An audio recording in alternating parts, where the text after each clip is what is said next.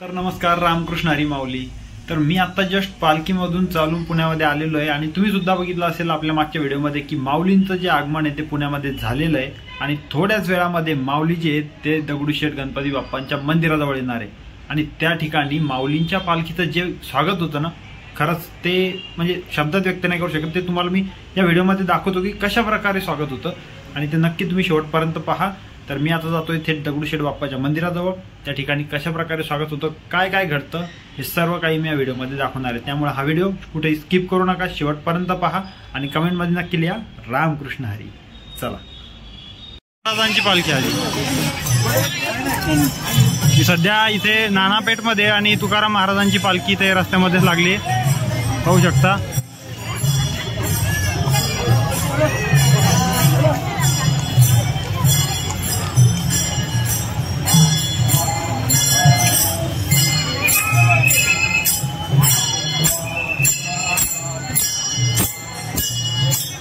चाललो होतो पण तिकडून तुकाराम महाराजांची पालखी आली आणि मला आता रस्ता बदलून इकडून यावं लागलं, कारण तिकडून पूर्ण रस्ता जाम आहे।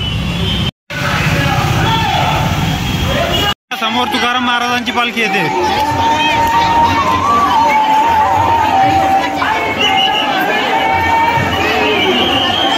तुकाराम महाराजांचं आगमन झालंय मित्रांनो।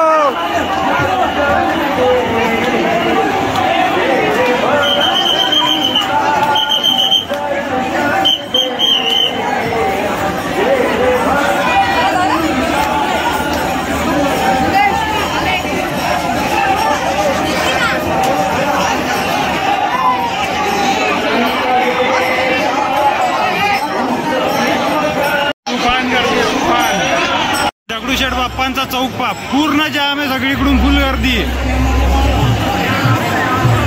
इकडून पण वारकरी आहेत भाई, चारी बाजूंना लोक आहेत, फुल जाम आहे। बाईंची पालखी आली।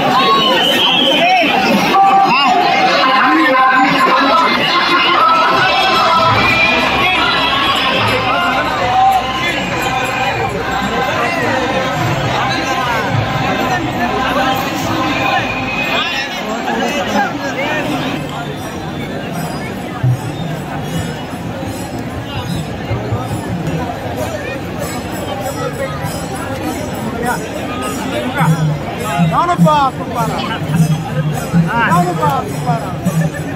ज्ञानोबा तुकाराम, ज्ञानोबा तुकाराम, ज्ञानोबा तुकाराम, ज्ञानोबा तुकाराम, ज्ञानोबा तुकाराम, ज्ञानोबा तुकाराम. काय नाव आहे तुमचं? हा, काय नाव आहे?